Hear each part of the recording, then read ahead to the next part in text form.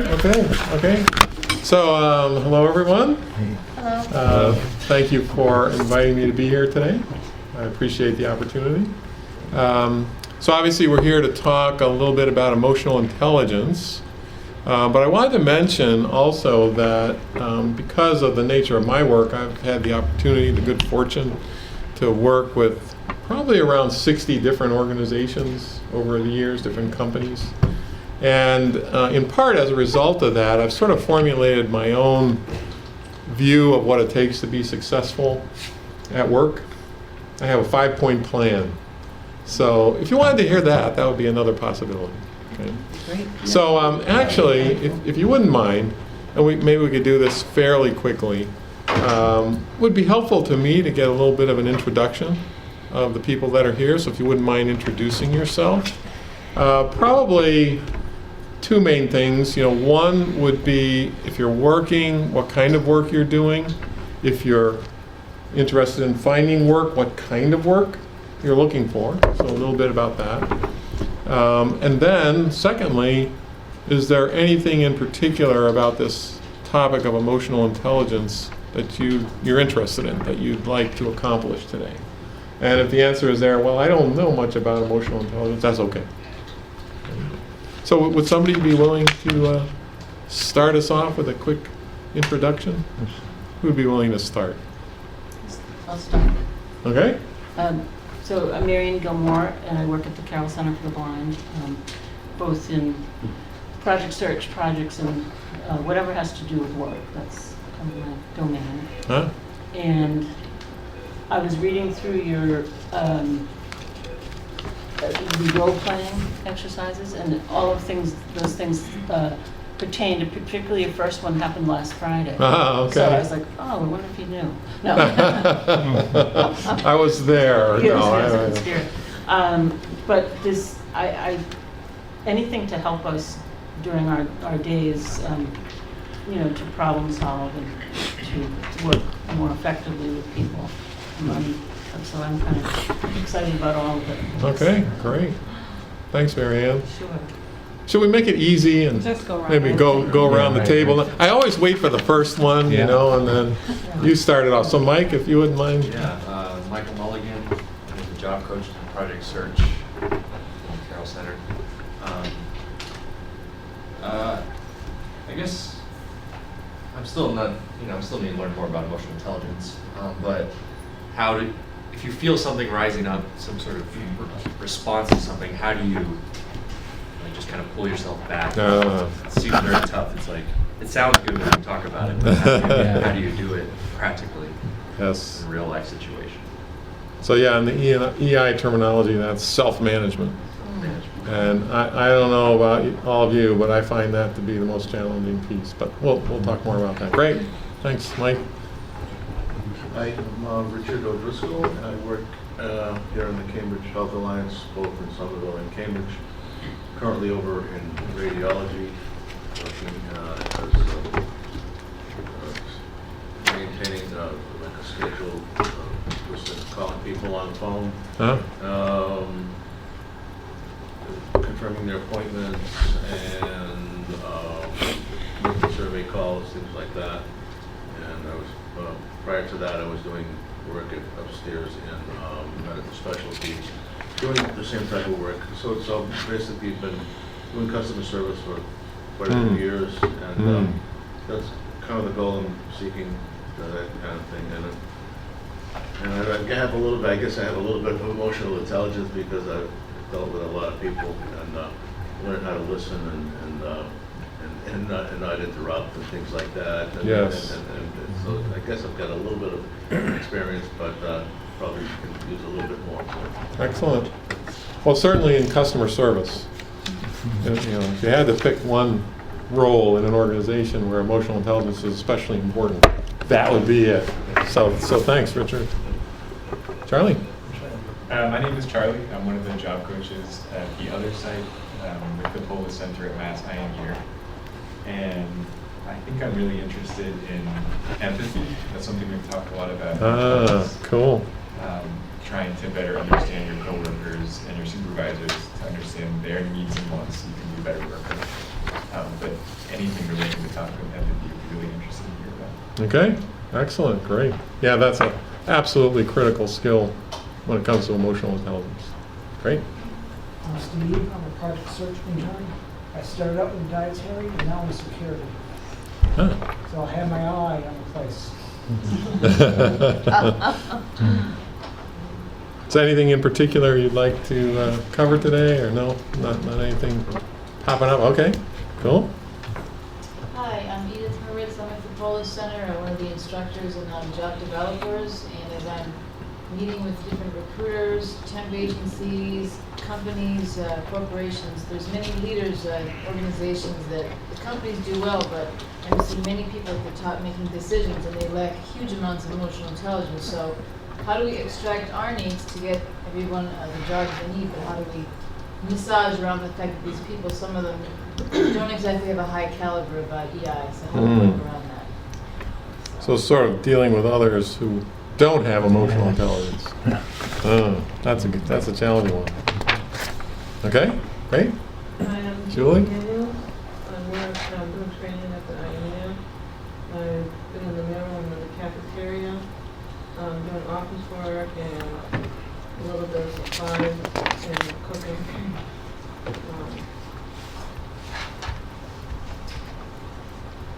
Anything in particular you'd like to cover today? Okay, thanks, Julie. Michael, you want to go next? My name is Michael Upton. I'm working as a project search intern here at Somerville Hospital, and both in first in shipping and receiving, and currently in primary care. And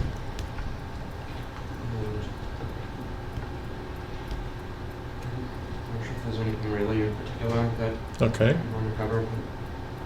I think what Charlie was saying earlier, I think the empathy too would be interesting too, because of having to empathize with the patients that I reach out to in primary care on the phone. Okay, excellent. Thanks, Michael. So, Louis?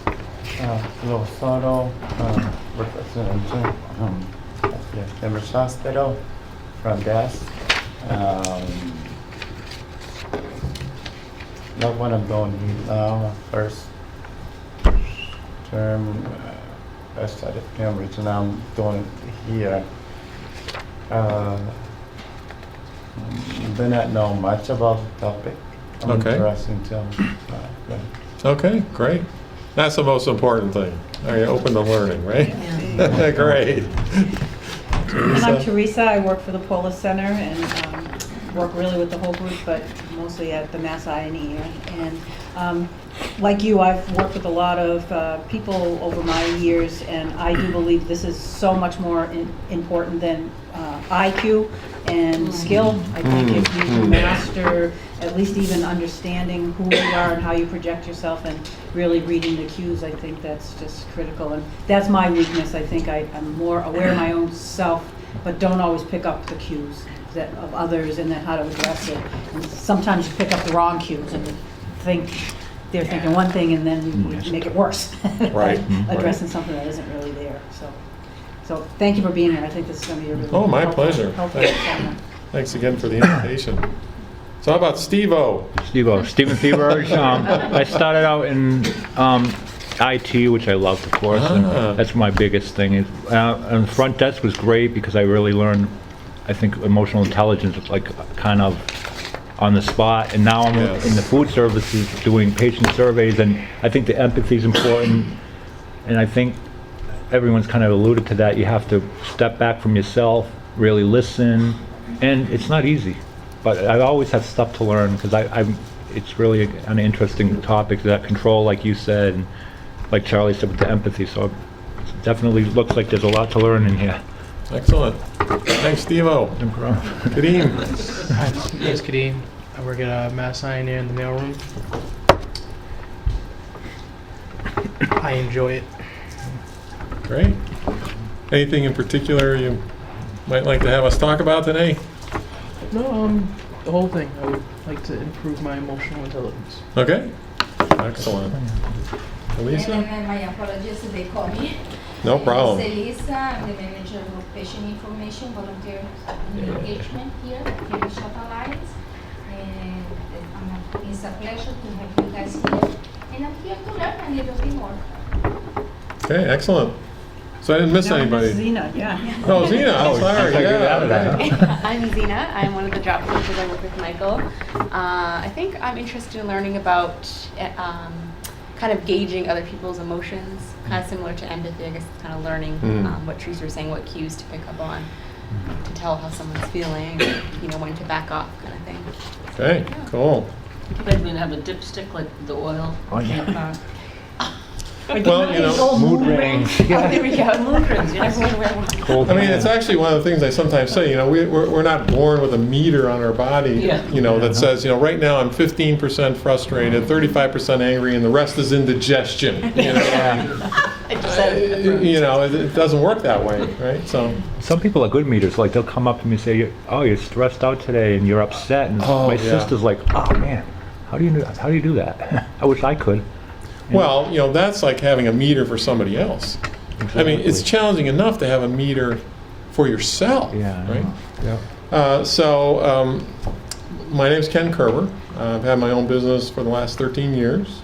One of the most popular topics that I've been working on over that time is emotional intelligence.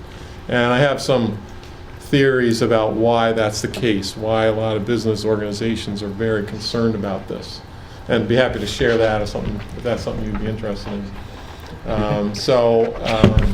We'll talk about emotional intelligence. And I'd like this to be very interactive. So at any time, don't hesitate to interrupt me, ask a question, make a comment. You know, this is one of those areas where there's not a formula, you know. So a lot depends on the situation. And so when people have different points of view, that's one of the ways that we learn, is by hearing those different points of view. Also, I'd like to do a couple of little breakout sessions, maybe in small teams, have a little discussion and then share back what you've learned from that. So again, an opportunity for you to participate. So I guess my little clicker here doesn't work for advancing this, so I may have to Do you move want over me here. to be there? I can be passing for you. It's fine. Well, you know, I think I should be able to do okay. So, from my perspective, you know, I'd like to define what emotional intelligence is, and all of you walk away knowing what it is. Thank you. We'll talk about the connection between emotional intelligence and the workplace, and you know why emotional intelligence is so important. And that's where, if you're interested, I can share why I think it's become much more popular, particularly in the last 10 or 15 years. And then we can talk about how to increase your emotional intelligence. This is a lifelong pursuit. This is not, well, I'll work on my emotional intelligence this week and then I can move on to something else. This is actually something you need to continue to pursue throughout your life, and you can always get better at it. So that's how I see the objectives. So, what I'd like to do, I'm not sure what the best way to do this is, I've got 3 little mini case studies here. Yeah, I like that. And this is where I'd like you to get me into a few small groups, and I'll let the staff members help to figure out what the group should be. And talk a little bit about each of those 3 cases. And the idea here is, here's a situation. What would be the most emotionally intelligent response? And I've got some possibilities. But you know, you can feel free to modify that as well if you think. But not only what is the most emotionally intelligent response, but also why. And then after we look at those 3 specific situations, I'll ask you, so in general, what do you think emotional intelligence is all about? Is that fair enough? So discuss the 3 situations, see what is most emotionally intelligent, be prepared to sort of report back. We'll talk about each one separately. Fair enough? So why don't you get in your little groups here? So I'll work maybe with, you think groups of 3? Oh, no, Yeah. how about Yeah. the 3 of us, and then Okay. Louis can go with, Okay, Louis, Michael, and Julie.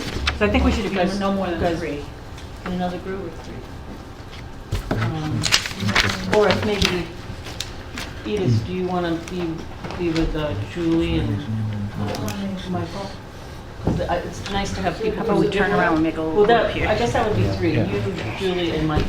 And then Yeah. Louis, Get a why general. don't you come back to, So would it be helpful if I just read them and then we It'd can talk probably be a lot about it? you go easier, in that yeah. group. Okay. So maybe four. So the first one I need help is- with this sometime. All right, so why don't you four? Yeah. 1, 2, 3, 4, and maybe do you want to go over with them? Okay, we can be four. Stephen, Or- Charlie, Richard. Yeah, you guys can, maybe, Michael and I. All right. So the first one is, So at a- Louis, you'd want to push closer to, at a team meeting, a Michael, to coworker your from left. another department cut you off Okay. twice before you can finish I'll your help you get sentence. up there. You feel your frustration growing. The most emotionally intelligent response on your part is, 1, forget about it. You can't change other people, so why try? 2, say to your colleague in front of the other team members, if you interrupt me one more time, I'm walking out of this meeting. Or 3, wait for a break, privately say to your colleague, when you interrupt me, I get very frustrated because my ideas are not being heard. I was thinking between 1 and 3 because I think it depends on the person though, because it was a 3, because some people would get really defensive. And I know when it comes to, I mean, I'm definitely not an expert, but like people say with kids, you don't bring up things later. I mean, adults, yeah. But wouldn't it depend on the temperament? I guess 3 might be, I don't know. I would try to forget about it myself. Sorry. You could say 1, but the problem's not being known to him that you have That's issues. true too. So it would keep 3? happening, you're right, that's a reason not to do 1. But you made a good point too, that some people, if you wait too long, it's not right in the moment. Depends on Yeah, I the don't know. situation. Like sometimes it's like, I'm never gonna see that person again. It doesn't matter. That's, That was a bad thing. You can see him all the time. yeah, that's what they're working with someone though, it might be, yeah. That's a really good point, sometimes you pick your battles. Yeah, yeah. But then I'm thinking, if this is like talking about work, it might, Yeah, if that's it's an true, issue. they're called a coworker, they are called a coworker. Yeah, so that, you probably would have to at some point bring it up because you don't want to be just forgetting about it all the time. I think that's a really good point about if it's a one-time thing, Yeah. spend your energy, but it says at a team meeting, Team meeting, it's a yep, coworker from right. another department. So it makes me think you're part of some kind of team. Yeah, We're yeah. just gonna have another So, meeting. yeah. In the future. You said there's one that's easier, Richard. Why is that? I think I'd probably say number 3, but maybe just modify the, you know. What would you say different, how'd you say that? I don't know, I guess I would say, maybe make it sound like less rigid and so maybe so they wouldn't get as defensive. What does 3 say now? 3 says, wait for a break, and then privately say to your colleague, when you interrupt me, I get very frustrated because my ideas are not being heard. So how would you say it differently? Maybe, I don't know how exactly to say, but maybe something so they don't feel as like attacked, like when you interrupt your meeting, because I think that beginning part's kind of like. That's what I'm thinking, because Yeah. I would probably say more, you make it about yourself more than like, Yeah. I felt I was interrupted today. And I felt frustrated. Exactly. Yeah, and I was frustrated, you know, because it's putting it on them the other way. It's like, when you interrupt me, it sounds to me like, and everyone knows if you're being called out, it's like you're gonna be more defensive. The only other thing I would add, I would maybe say the same, but I would put it something in the beginning. You probably didn't realize you were doing this. Yeah. Or I know you were excited about the topic, but, Yeah. when, I would just add that. Yes, a little It's all tone of voice. It's all in Like, tone of yeah, voice. I just hired a new employee for this cafe that we have, and he didn't show up to work the first time. And I'm like, but then instead of like going, I wrote back and I said, I'm sure it got confused in the barrage of emails, but we were expecting you Right. today. And come to find out that wasn't, it got lost in the stream of emails. rather than we're here. That's what I was thinking. Yeah, exactly. You gotta be kidding me. Okay, so I think we're all in agreement on 3. The good points about when you might use one. But isn't it how you say it too, though? Like if you're like, I was really frustrated when you interrupted me. It's more tone of the town. Yeah, you're absolutely right. I agree with you. I agree with you. I wonder if you could, you know, I think 3 is definitely most emotionally intelligent, but I wonder if you could use 2, but maybe rephrase it Like, I don't know. Like, Is there a way to say, could I please have attention? exactly, yeah. Could I That- sometimes that works, Finish yeah. my thought or something like that. Would you mind if I finish my thought? Yeah. You do too, Yeah. and it seems like you're attacking me. Yeah. Yeah, that's The true. way this is written. The way the way I I would just come up by the way. Yeah, it is very abrasive. But you're right, especially as a manager, when I used to have a team staff meeting, if I let it go until later, people think I'm just letting it go. Yeah. Like that's okay. Yeah, exactly. Yeah. Because they don't know that you're gonna bring it up. You to wanna the just, person. that person interrupting people notice that. And then let them notice that person. It says It's not going you, you're going back and forth, and it's like, well, they're going back. Yeah. If you have like the next CAC, in the introduction, so I noticed that some people. Oh, yeah, set a new norm for the next meeting. I think that's a really good idea. Yeah. But I think the way that's written, I'm walking out of here. Yeah, I'm out of here. Okay, you want to go move on to the second I one? like the second one. Okay, so you decide to give your manager one-to-one feedback about a presentation you gave. Before you can finish, your manager angrily rejects your feedback, raises his voice, and criticizes your work. The most emotionally intelligent response on your part is, 1, angrily reply to your manager saying you're only trying to provide constructive feedback. 2, say that you're tired of your manager's unwillingness to listen to feedback and that you're going to look for another job. Or 3, listen to your manager and then walk away. Talk with your manager about what happened later when you were done. Sounds like a 3 to me. You would do 3. The only time you would do 2, it seems like it happened more than once. It happened multiple times, then 2 That's a If good- you've that's a- already done 3 a few times, Yeah, that's a good point. It didn't say if it was the first. I guess I'm assuming it was like, this is new, but yeah. I would think if, sorry. Oh, yeah, Think just if you, do all 3, yeah. If you have a. Yeah, you probably, if you haven't already, you should probably move on to the second Or one. something like that, at some point after you've done one, three couple times, you can do 1. Yeah, it makes, I can understand that, how that would happen.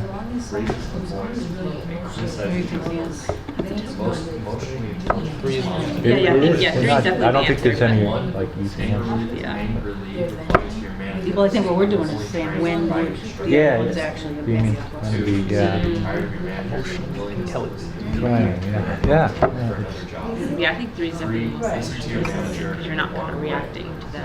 Ready to think in and then going back. yeah. and you're both But that is a point, like, what if this is the 10th time and that people don't listen? It's like, that's why the other one was like, 1, I'm I'm walking not sure I away. would even tell him. I think I'd probably That- just that's start looking for the thing. things. That's what I was thinking, No. maybe a little bit of each. Yeah, I don't So I'm know. probably not the most emotionally. know. And tell him on the way out. Exactly.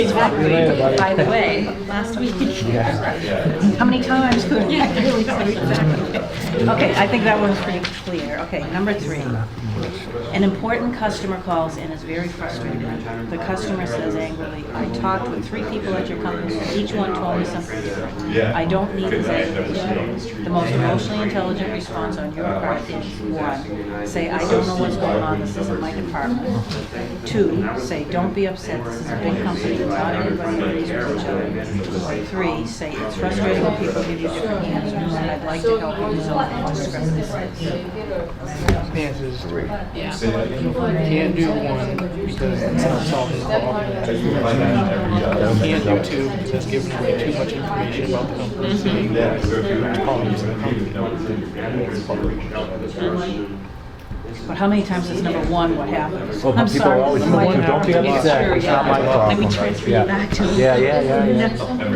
It's all about winning. Oh, they say don't be upset, that doesn't help when you're And I gotta say, this is probably when I'm the most emotionally unintelligent, so the opposite. When I'm on the phone and you try, somebody told me one time, it's like, try to say, I know you're only doing your job, but I'm frustrated. Yeah. I get so I do the frustrated. same thing. I know you only do your job. Do that. Yeah. because then you're more likely not to be hung up on. Yeah. And that drives me insane. This is what I mean, just boilerplate. First you go through all the iterations just to get a live person. Oh, yeah, right. Then they get you. And they can't help you anyway. And sometimes you can tell some people that have training and they try to like calm you down. But how are you today? Yeah. I'm not well. Yeah, I was yeah. doing fine until I talked to you. Until this. Yeah. I was in customer service before. Yes. When you get like right away, rather than like, oh, that's okay, like, you know. And they would go And sometimes people are able to calm you down and feel better by the end, but. I found that the kind of being outraged approach kind of helped them. Like, yeah, I know. I don't blame you. I'm mad too. Exactly. Which is sort of what this is saying. Yeah. I know it's frustrating. Yeah, that's funny. Normal situations like they stay calm. That's probably a trigger that gets me worse. If a live person answered the first time and the person, you know, pick up the dial and be fine. Tigers missing a lot of chances. All right, well, I think we're done. Has this happened to you? You got all three? Yep. Where you call Yeah. a company and got different answers from different people. So you have all three? We do, we You're just good? finished all three. We, yes, we did a very So what's good. the- You guys looking on the last one? Yeah, we're almost done. Yeah, one more minute. Okay, great. For a great exercise. That's your contact here. Yeah. So one group needs another minute or so, so.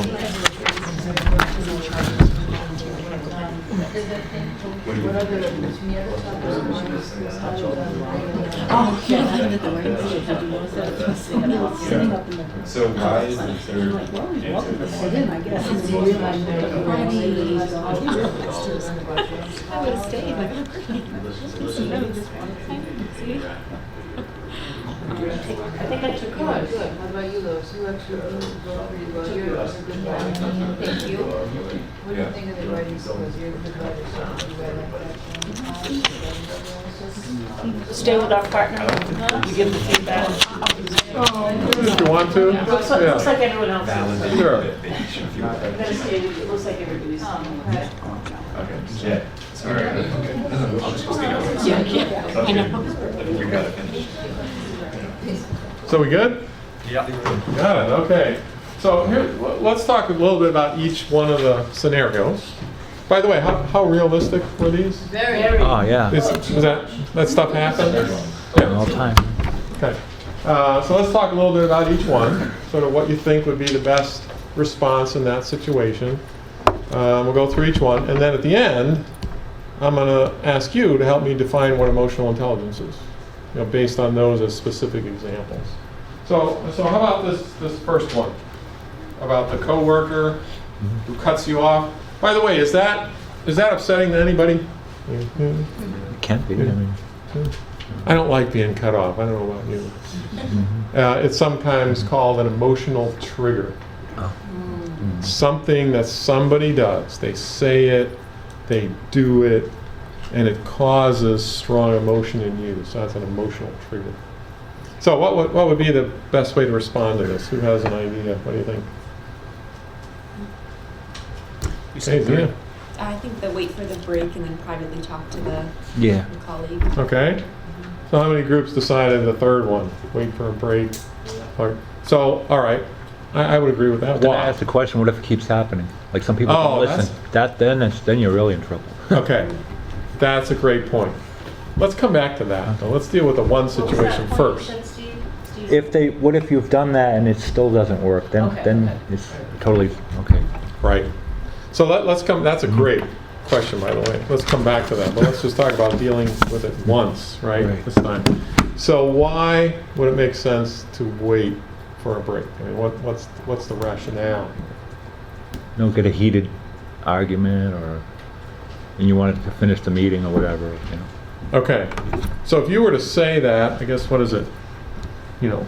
Number 2 in front of the other team members, what does that do? You're going to have a fight. Or an argument. You could end up with an argument, right? Yeah, yeah. But what's the impact on the other person, your coworker? Yeah. Pretty negative because it's embarrassing. You're calling it them could be out. embarrassing. Yeah. You're calling them out in front of a group, right? So oftentimes when you need to give feedback to people, one of the best things to do is give that privately, right? Because at least that lowers the tension a bit because, you know, it's private. They won't be embarrassed in front of other people. But at the same time, yeah. Oh, I was Yeah. going to say that this situation happened to me on Friday last and I was giving it time, you know, to kind of work it out in the best way. But before I could, the person emailed me and said sorry. And then I said thank you for the email, whatever, and then she sent another one and explained why she was the way she was. Excellent. Yeah. That doesn't always happen. That's kind of a benefit that you don't know is coming. Yes, Yeah, it doesn't always happen that way, but you know, in some sense, that person was showing some level of emotional intelligence, right? They realized they had created a negative effect on you. They apologized for it afterwards and were willing to explain. So, you know, we all make mistakes, right? We're human. Who's perfect? We say things, we do things that cause problems for other people. Acknowledge it, apologize for it, it's a good thing. So the three options on this one, the first approach, forget about it. Did anybody consider that? Yeah, but then I realized this is a coworker, so it's not like a one-time thing, or if it's a team, because that was my first instinct, is like, just don't worry about it, but then it's like, wait a minute, you're working with these people, so you have to interact. So, yeah, because so if you don't address it, it may recur. Yeah. Right now it becomes a habit, and if it's a trigger for you, that's a real problem. So the first response, that's what's called a submissive response. Right? Just don't do anything. Yeah. Right. I'm submissive, right? Although Kadeem had a really good point, I think if it was a one-time, I'm never going to see this person again, pick your battles. That's a great point. Yeah. I love that. See, I also teach courses at some of the universities in the area, and I always tell my students, anytime I ask you a question, the safest answer to the question always is, well, it depends. So there's Kadeem, that's a great, it depends, right? Somebody cuts you off, you're never going to see him again. It's never, let it go, right? That's great. Why waste the energy, right? But if it's a coworker and you're going to have to continue working with them, if you go with the submissive response, you're not taking any initiative to try to change the situation for the better. And that means it could deteriorate. So that's a submissive response. The second one there, obviously, that's a very aggressive response, right? And of course, when you're aggressive like that, it often can backfire on you. Like you say, I think, Steve, you mentioned to get in a fight, you know, become a conflict. You might lose your job, it won't be your fault. Because if the boss sees you yelling, it's like, oh. Yeah, you know, all of a sudden, sometimes it's the second person that, you know, like in sports, right? It's the second guy in that's the problem, right? Because he gets called for the foul, right? And so the third one is what's called an assertive response. Okay? In other words, you make known that there's an issue here, and you're assertive enough to let the other person know. And by the way, embedded in that number 3 is what I call a verbal formula for giving feedback to someone that's very powerful. It's called a when, I, because statement. Did you notice the phrasing there? So when is followed by the other person's behavior. So when you interrupt me, right? So when the other person's behavior. I is followed by your feelings. I get frustrated. And then the because is followed by preferably a good business reason why this is problematic, right? Because my ideas are not being heard. So when, I, because. Very powerful verbal statement for giving feedback. It turns out that your feelings in this are pretty important. You know, saying, when you do this, I feel this way because of this. Why do you think that is powerful, saying how you feel, as opposed to just leaving it Because you're not because a lot of people are like, you upset me, and it's making it more on you. This is about, not blame, like casting aspersions, like it's your fault Okay, kind of thing, I guess. okay, that's part of it. But why is it important to say how you feel? I mean, how do most Well, they people know. react when They don't know. you tell them that something they did made them upset, frustrated, angry?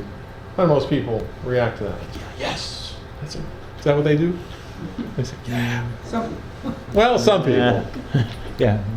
So, to be honest with you, most people, if you tell them something you did, upset, frustrated, most people want to fix that. Yeah. So most people, there are exceptions, right? It depends. But most people don't get up in the morning and say to themselves, yesterday I upset, frustrated, and angered 12 people, and today I'm going for 15. That's, I always like to get better, right? So make more people upset, frustrated. No, most people, when they realize something they did upsets another person or makes them frustrated or angry, they actually want to fix it. And so that's the kind of conversation you're trying to get started here. So because, I recommend using that a lot. It is assertive, right? You're not just accepting the other person's behavior. It is assertive, but it's a powerful emotional intelligence skill.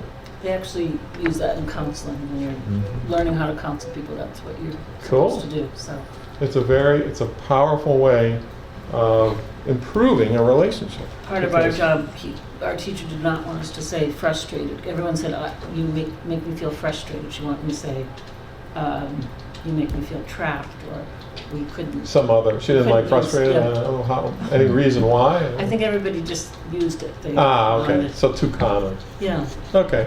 That's The only thing that's a I fair point. added to that, sorry to interrupt. No, jump right in. I know that's your trigger after me. No. The only thing that I added or would add to that is maybe a statement before. I'm sure you didn't realize it or you didn't mean to upset me, but when you are interrupting me. So that is a way of softening it a little bit. Yeah. And here we go with that it depends again, right? So have you met some people who are very, very sensitive? Yep. And if you say something really assertively, it can get them very upset. And, Oh, yeah. yeah. On the other hand, have you met some people who you practically have to hit them upside the head with a 2x4 to get their attention? Right? So it's also knowing your audience. So if you know your audience is prone to being a very sensitive person, I like what Teresa said. You're sort of softening a bit. I'm sure you didn't intend to do this. However, when you interrupted me, I was really frustrated because I didn't get my ideas out there. But other people, just go straight to the winner because they need that to get their attention. So how about the second one about your manager? Okay, ooh, manager. Number 3. Yep. Upward. Oh. Yeah. So what'd you think on this one? What do you think is the most 3. emotionally intelligent response? Maybe for one of, I think Zena started us off last time. One of the other groups, you want to suggest? Number 3? Okay. So Sounds right. listen and walk away. Why would you think that's a good idea? I think it's less stressful on both parties, Okay. and you get kind of a little cool down, Yes. and less you can be more upset. Excellent, excellent. So when somebody's really emotionally upset, is that a good time to try to solve a problem with them? It's the worst, because it can even make it even more worse. Exactly, exactly.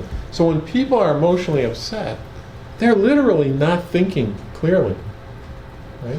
And so if you try to get into a problem-solving mode when somebody's emotionally upset, it often doesn't go well because they're just not thinking very clearly. The other thing is when somebody like this, it sort of attacks you, I don't know, what's your natural feeling? What would you like to do?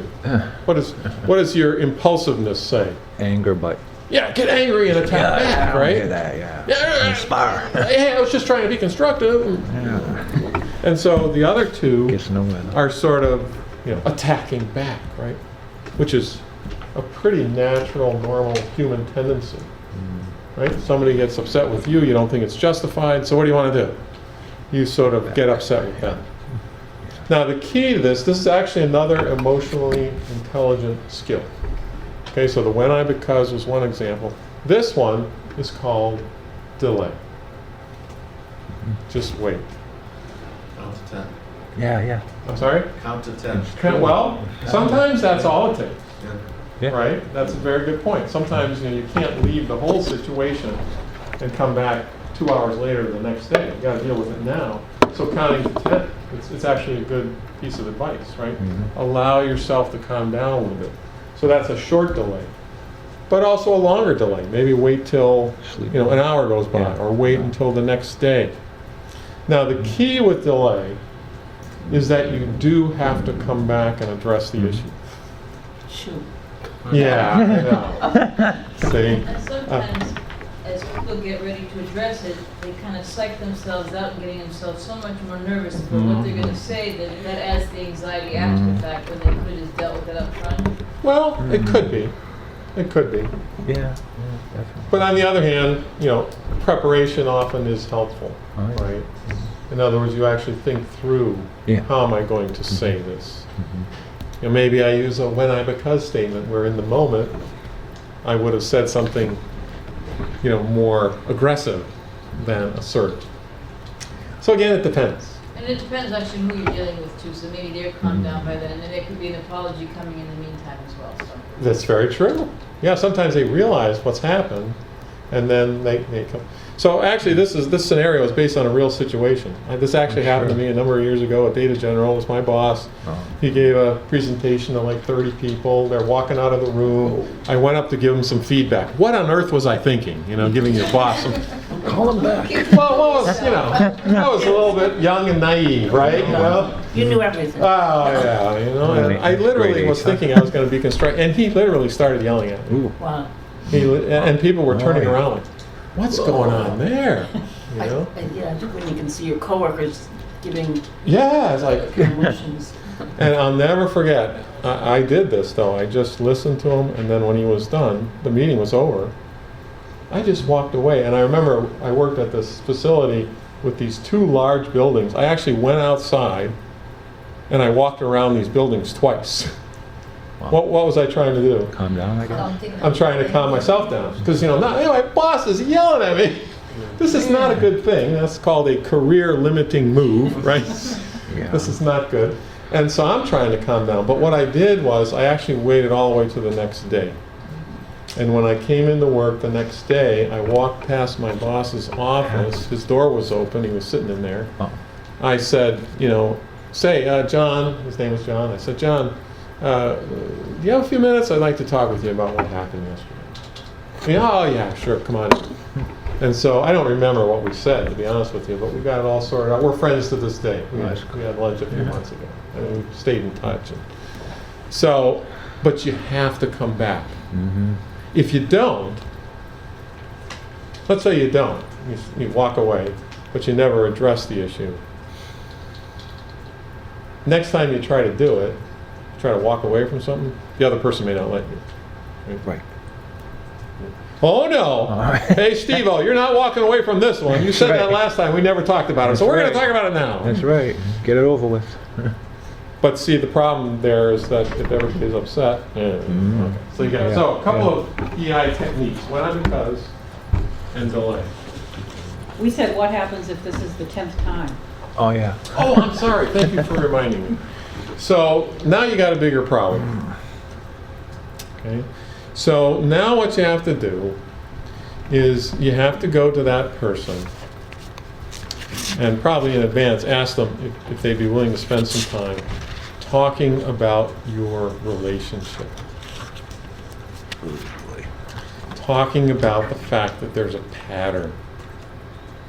This wasn't a one-time thing. And what you have to do is you now have to recount probably multiple examples. So, you say, so Steve, I wanted to talk with you about our relationship. There's something that happens frequently during meetings that's very upsetting to me. So remember 3 weeks ago, we had that meeting, and I was trying to present my ideas, and you interrupted me and sort of took the meeting off on another path. And then 2 weeks ago, when we were in that meeting with the customer, and we were talking about what needed to be done, and I was trying to present, and again, you sort of interrupted. And then, I'll be honest with you, yesterday in the meeting, same thing happened. So I wanted to talk with you about this. This is becoming very frustrating. So now you have to talk about the pattern. So that's even harder. Stay away from the pattern. And what's a pattern? One time somebody does something, that could be anything, right? Yeah. They got a headache, they're having a bad day, they're not feeling well. Cut people some slack, right? One time. Twice, 3 times, I always find that's a pattern. And now we're into a negative pattern. Yeah. And so now you have to confront the person assertively, not aggressively, assertively, with the pattern. Does that make sense? It makes sense, but how do you deal with denial? Because like some people would be like, I don't know what you're talking about. What do you mean 3 weeks ago in a business meeting? So that's where Either they really specific- forgot or they're Yeah. in denial. It's like, how do you? That's You where can't the solve the specific examples come into play. Mhm. See, if you're vague, Yeah, I guess. if you're vague and you say, "You always interrupt me," Oh, that's it. Well, what are you talking? No, I don't. Right? But if you get specific, it's much harder for people to go into denial because you got particular instances. Now they still might. Yeah. It's still possible. But the more specific instances you have, the easier it is, to convince them. If it doesn't work in that meeting and they do it again, you might have to remind them, right after the fact that happens the next time. Yeah. So, one principle here is, and be honest about it, I'm sure you all know this. Can you change other people? No. All you can do is let them know what effect their behavior is having on you, and then sort of encourage them to want to change their own behavior. Because you can't change them. They have to change themselves. So that's the, none of these are guarantees, right? None of these techniques are guarantees. Oh, so how about the last one here, the customer? Customer calls, frustrated. I'm sorry? No, I was just saying Mike should do that one because he's someone who deals with people. Oh, that's right. That's All the right. time. Michael's dealing with, yes. So what did you think, Michael? I think it was the third one that you should let them know it's frustrating to get different answers and then tell them that you want to help them the best you can to try to remain calm and empathize with the customer. Excellent. And I love the fact you used the word empathize. So, what's empathy? Anyway, what is empathy anyway? Kind of understanding where they're coming from. So understanding how other people feel. Or accepting it. You may not get it, but you're saying, well, like, it's upsetting to them. You're kind of seeing it from their perspective. Yes. So do you have to agree with how other people feel to empathize with them? Nope.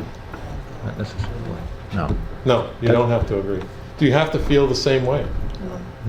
You don't have to feel the same way in the moment either. All it is an understanding of the other person's feelings, but also key second part of empathy is why they're feeling that way.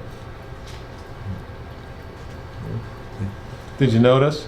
It's frustrating when people give you different answers. So I give you another verbal formula. When I because is one.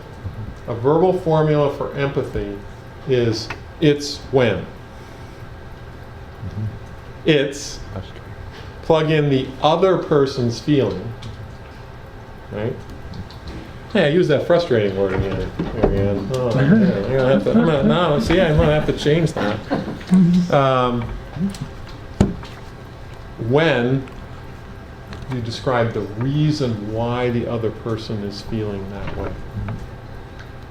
It's when, actually the third step is to shut up. Okay. Just, now in this case, you know, you didn't shut up, you moved into a problem, or offered to move into a problem-solving mode, which is another approach you can take, right? So you acknowledge the other person's feeling and why they're feeling that way, and then you invite them to move into a problem-solving mode. I'd like to help you fix that. Excellent. All right, so we got 3 cases here and 3 emotional intelligence tools, right? When I, because, delay, and it's when. So, 3 specific examples. What does that tell you? What's involved with emotional intelligence then, in general? What do you think? Not specific situations, but in general. Just knowing where the other person's coming from, keeping control. So actually there's 2 things in there. 2 parts of emotional intelligence. One, knowing where the other person is coming from. So that's what's called social awareness. Yeah. Okay? So you pay attention to the people around you and you try to figure out what is it that they're feeling and why are they feeling that way. And of course, how do you figure that out? How do you know what other people are feeling? A lot of times it's body language. Okay, so a lot of times it's body language, right? So all the visual cues. So that can be a challenge if the visual cues are missing. It's an important part of reading how other people feel. But there's other options. How else can you tell? Tone of voice. So tone of voice is huge. Tone of voice is huge. And of course you can ask people also. You know, you can ask good questions about what's going on in the situation. Speaking of the tone of voice, the example I often like to use is, I think this is a great project to work on. Okay, so those are pretty simple English words, right? I think this is a great project to work on. So what if somebody said to you, let me try to exaggerate a little bit, I think this is a great project to work on. Sarcasm. What does that mean? I think this is a great project to work on. A little sarcastic. I don't know. That's your opinion. Yes. Okay. Somebody else doesn't, right? I think this is a great project to work on, but obviously somebody else doesn't. I think this is a great project to work on. Those are tough. I'm sorry, Lisa? No, I just say, but not for me. Yeah. Well, I'm saying his opinion is, you know. well, what's that conveying, though? I think this is a great project to work on. Uncertainty. I'm not sure. Yeah. Uncertainty, I'm not sure. Questioning. Yeah. Okay. I think this is a great project to work on. Getting better. I think. One of many? Yeah, possibly. And what about the other ones? Not so good. The other ones are not so good, right? This is a great project to work on. I think this is a great project to work on. You got me convinced. It's a terrible project to work on. Yeah, right. So, did you notice? Yeah. Exact same words, exact same order, 4 different meanings. And in the last case, the meaning was 180 degrees from what the words said.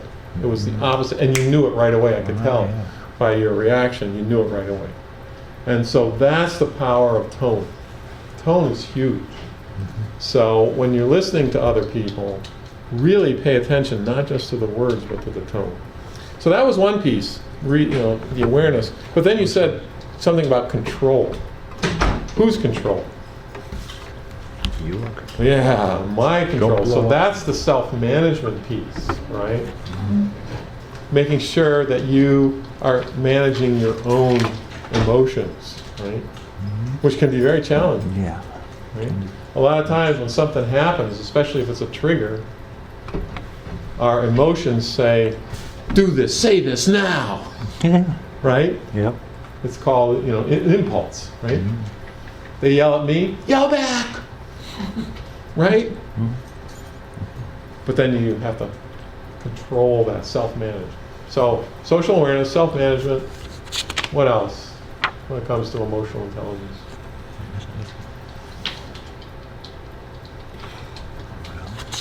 I think it's very important to listen.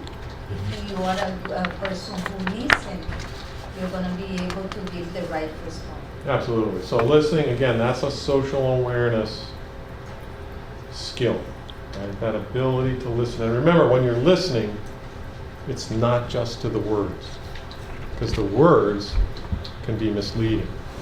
You have to listen to the tone, and if available to you, the visual cues as well. But keep in mind, these days, many people work in global teams and they're on conference calls all the time. So, plenty of people don't have access to the visual cues these days. But what I'm saying is not just, listen to see what the person, to be able to understand what the person is saying. Just because you are listening many times helps to calm down a patient, a client. Absolutely. Yeah, when people are emotional, they have a strong need to feel understood. Okay? When people get emotional about anything, they have a strong need to feel understood. So when they vent that emotion, and you're willing to listen and empathize, right, it actually tends to calm people down. Now, that may not happen, one instance, one statement of empathy. It might take a 5-minute conversation or a 10-minute conversation or multiple conversations. But when you empathize with people, it tends to calm them down. And where they move next is actually toward problem solving. So actually, I have an example for you. So I've been married for a long time now, 37 years actually in July. And I'm finally starting to get this right. So one time, I came home from work. My wife has her own business, right? So I say to my wife that fairly common spousal thing, I said, so Jan, how was your day today? Right? And she says to me, that meeting I was planning? There were 12 people supposed to show up at that meeting. Only 6 people showed up. And the 6 people that didn't show up, they didn't even call me to let me know they couldn't make it. Okay. So that's what she said, and that's pretty much the way she said it. Yep. Now, what's my wife looking for right there? What does she want from me? Empathy. Validation. Validation, empathy, right? And of course, men. What do men often do in that situation? Problem solve, right? It's like, fix the problem, right? So this night, I was ready. I was ready. So my wife said that, and I said to her, I saw how hard you worked on that meeting all weekend. It's got to be very upsetting when you put in all that time and effort into preparing for a meeting and then half the people don't show up. And then shut up. Did you notice how I used the formula in there? What formula did I use? It's when. Excellent. Very good. That's empathy, right? Here's what you're feeling. Here's why you're feeling that way. Shut up. Now, this is a true story. I'm not kidding. The next sentence out of my wife's mouth, the next sentence was, I've got to figure out a way to prevent that from happening again. Oh, wow. Where did she go? Problem solving. Problem solving! One sentence! She did it herself. She did. I need a little help. So, any guesses about what I said next? Nothing? Oh, no, you praised her. Well, I don't know. she went into problem solving. What do you think? Ask for her ideas, right? If she's willing to problem solve, I don't need to empathize anymore. She's done with that, right? Now she's willing to problem solve. People support what they help to create, right? People support. If she comes up with her own solution, she's more likely to implement it than if I come up with it, right? Because it's her idea. So I said, so what do you think would help? And she came up with some ideas. And then I said, well, I have a few ideas as well. And she said, oh, yeah. So we got into a little brainstorming session. And after we exhausted our ideas, I said, so what do you think you're going to try? And she said, well, I think I like these 2 ideas. I'm going to give those a try. I said, great. Why don't you give that a try next time and then let me know how it turns out. So I don't promise that one instance of empathy will cause people to move into problem-solving mode. But that's how it works. When people feel understood, they move more naturally into problem-solving. All right, so there's 2 other pieces of emotional intelligence. Some of you may have looked at the 4-box model that's on the slide there. I think it's, what slide is that? Number 6. The first thing is self-awareness. Remember we talked about the meter? You know, we don't have a meter on our body telling us how we feel. So self-awareness is moment to moment, as we're going through life, we have to say to ourselves, how am I feeling now? You know, what's going on? What do I feel? You also need to know what your triggers are. So we talked about being cut off in a meeting. Anybody else have any particular triggers of yours? Things that cause strong emotion in you in one type or another? I know I have one that's very prominent for me, another one. Being late to things. Anybody dislike being late to things? Anybody? That's why I'm always early, if I can help it. I'm sorry? That's why I always try to push for a little early if I can help it. I'm the I same hate way being as late. you. I'm trying to avoid a trigger. I hate being late. And when I'm running late, it's not just an intellectual thing, right? Nope. For those of you that this is a trigger, what's it like when you're running late to something? Anxious. Oh, you can feel, I mean, the stomach starts to churn, and right? Yeah. I mean, this is an emotional event, right? Any other triggers that you're willing to share? You know? I don't like when they say they told me something that they never did. That make me furious. Right, Or right. they Oh, we told you want that. to- I'm gonna say. No, that's a whole. They don't think I'm intelligent enough to understand what they are saying. You know. Okay, that's a That good makes one. me really furious. That's a good one. So part of emotional intelligence is paying attention to what the triggers are in you. And what's the advantage of knowing what your triggers are? And you can act upon them. You can either avoid them. Yeah. So Yeah. like Steve, you were saying, I try to be there early. I'm that way. Doesn't always work. I try to be Yeah. early to things. And my wife knows this well too, because anytime we have to go to an event, we're sitting in the parking lot in the car, you know? She looks at me and says, well, here we are again. Oh. Half hour early. I said, well, you know, we can relax. Let's talk a little bit. Yeah.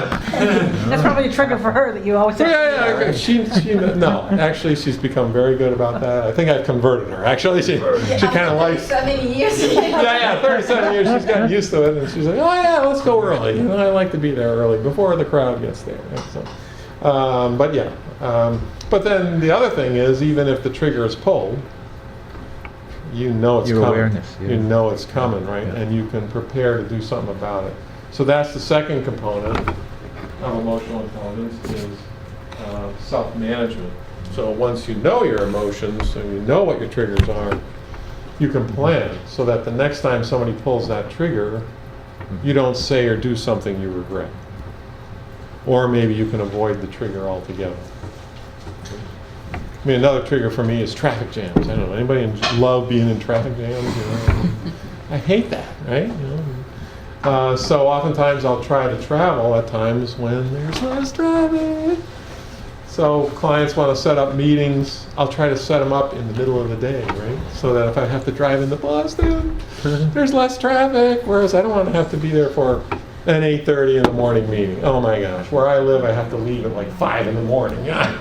It's crazy, you know. So That example that you had earlier about the customer call, I said that's one of my triggers. I can typically be calm until I get on one of those customer service calls. And then you feel bad later, like I just ruined that person's day probably. You're only trying to do your job, but I am frustrated. that's very good. Here I am interrupting. we just have to maybe take a small break because we need to log off Lisa and log on one of our people for the PowerPoint. Okay. Is that okay? Okay, I know. Hello, everybody. So we're gonna take, what, So- 5-minute break? Yeah, Elisa needs to log off from her computer because she needs to leave, and then one of us can log on.